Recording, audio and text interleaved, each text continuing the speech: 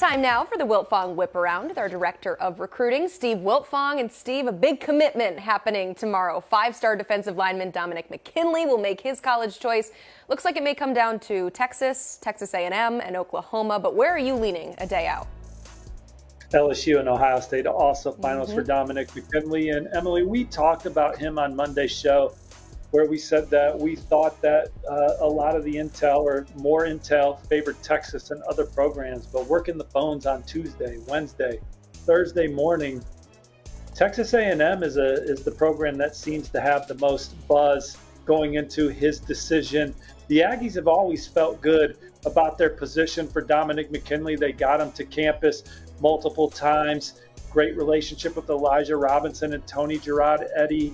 He likes the community there. He likes the way they take care of their players. And then talking to his mom, Angie McKinley, about these finalists, I think that she is really connected with the Texas A&M coaches, but not just the coaches, but their families. They talk after church on Sundays. They just keep in touch about everything. And so Elijah Robinson, there might not be a better defensive line recruiter in the country. I know Larry Johnson says hello, and he has his history, but Elijah Robinson is the five-star whisperer on the trail at the defensive line position as of late.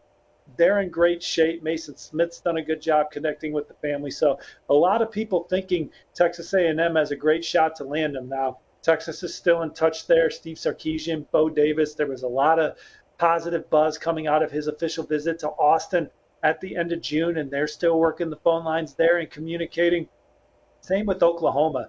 Angie McKinley said those are the most genuine people she's met in her life at Oklahoma. Dominick McKinley's talked about Coach Chavis, Coach Bates, and Coach Venables and their Soul Mission program. I think he sees that place as a fit. So Oklahoma is hanging around in there. I think LSU, I don't love LSU's position right now, close to home. They've had some defensive line coach things that unfortunately have popped up, and so I think right now you got Oklahoma, you got Texas, you got Texas A&M, all thinking that they're in the thick of it there, and most of the buzz is favoring the Aggies. They have the number 7 class in the country right now. Emily, if they land Dominick McKinley, they would move into the top 5. Wow, that is an impact player. Steve, I love how you have all the intel from different sources. You also talk to Dominick McKinley himself. But anytime you come with the intel from the mom, I'm always listening to that. Let's go to week 1 of college football kicking off tonight. We are so excited. But in your world, that of course means that game day visits are back this weekend. So let's highlight some of them. And let's start with the champs. Georgia hosting UT Martin with a large contingent of 2025 talent on hand. So who are some names we need to know? Yeah, they're getting some 5-stars on campus right away, and that list starts with Elijah Griffin out of Savannah, Georgia, coveted defensive line recruit that I think Georgia, you handicapped them as the program to beat. Georgia already has the number 1 recruiting class in the country in 2025. Their competition, we know we cannot take them lightly by now, right, Emily? It's the South Carolina Gamecocks. They've had him in Columbia a few times, and when you see South Carolina on the short list for a prospect now, you don't shortchange them. But Georgia, in-state recruit, gotten them to campus twice, what they've been able to do, or multiple times, what they've been able to do with defensive linemen. Obviously, they're in great position there. Zayden Walker, 5-star linebacker, coming back to campus. Jonte Gilbert's a former Ohio State commit that's been to Athens several times.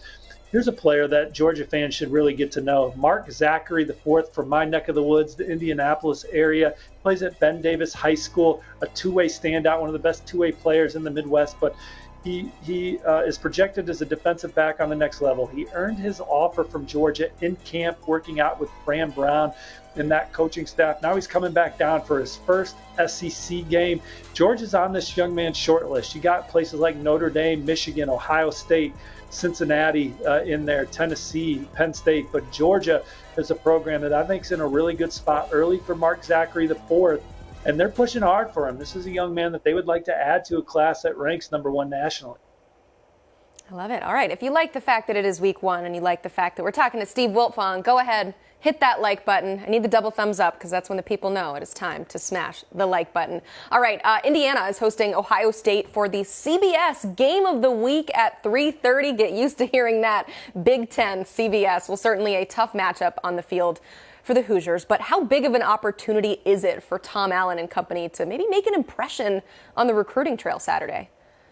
Well, one IU staffer told me that they think this is the biggest, most offered prospects on campus at one time for a game in the Tom Allen era. So obviously this is an opportunity for them to show that this program is back on the up and up. And it wasn't long ago that Tom Allen was one of the hottest coaches in the country. They went 8-5 in 2019. They went 6-2 in 2020. We're not far removed from that. And so this is a chance to just show, hey, we're back on track. He's made some staff changes that he's excited about, and they're ready to measure themselves against Ohio State, a national title contender. And we've seen Indiana play the Buckeyes tough in this last 10 years. So sometimes this is a challenging game for Ohio State.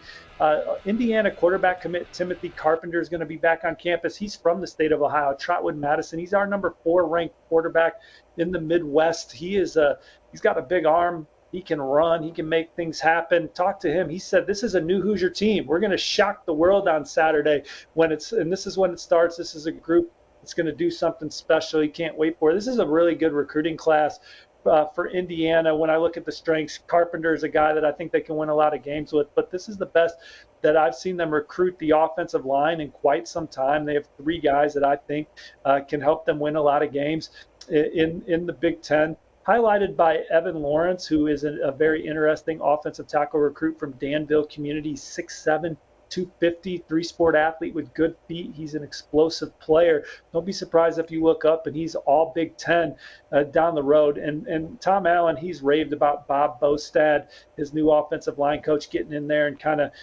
helping change the direction of this football program from the way it's been going the past 2 years. One recruit to keep an eye on, Kobe Martin. He's an in-state running back from Fishers High. He's committed to Miami, Ohio right now. He's off to a good start as a senior, and Indiana is bringing him on campus, so we'll see what happens there. But a ton of offered 2025s, 2026s coming to campus, so a chance to really make an impression as those guys really start to dive in on their recruiting process. Steve, a lot of great intel, but man, my ears perked up when I heard that they're going to shock the world on Saturday. What a start to the college football season that would be.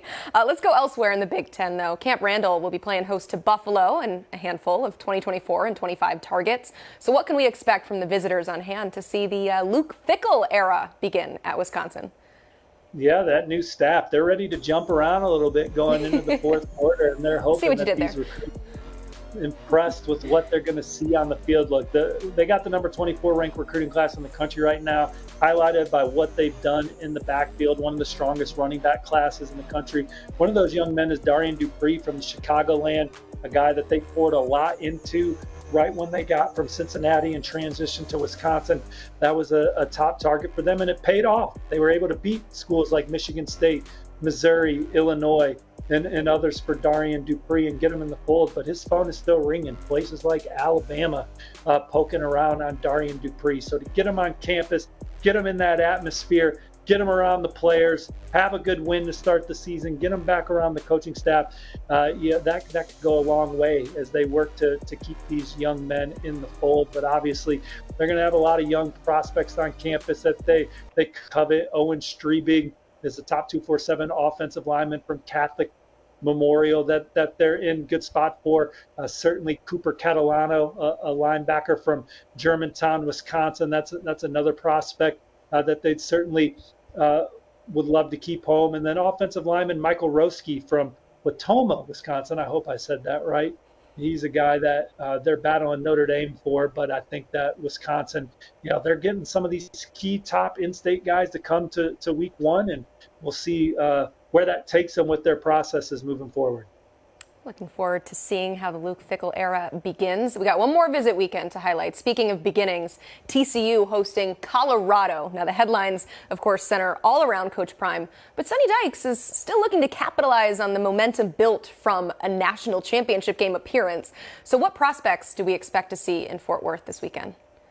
Well, I was told that they are actually turning away prospects now, requesting tickets. That recruit section is at capacity. It's a standing room only crowd, sellout, going to be expected for this game against Colorado. And the recruit in the 2024 class that you're most excited to see if you're the TCU staff is Devin Jordan out of Tulsa Union. The number 29 cornerback in the country for the 24/7 Sports recruiting rankings. He's got TCU on his short list heading into the fall here alongside Oklahoma, Oklahoma State, Texas A&M, and Alabama. And he's certainly been impressed by what he's seen with TCU, what they were able to do with their cornerbacks last year. And then there's going to be several top 247 2025 recruits that are expected, from linebacker Riley Pettijohn to offensive tackle Lamont Rogers, tight end Jack Van Dorselaer, and then running back Michael Turner. But a lot of offered guys going to be on campus. This is a chance for TCU to carry on the momentum, as you said, and start building up some memories, some good thoughts with these prospects that are really starting to take their first visits of their decision-making processes that's starting to pick up here as they go into their junior year. Thank you, Steve. You can read more of his work on 247sports.com. And for more exclusive information, become a VIP member. And look at that, you're in luck. We are running a sale to kick off the season, 50% off those VIP annual memberships. This will run through September 5th.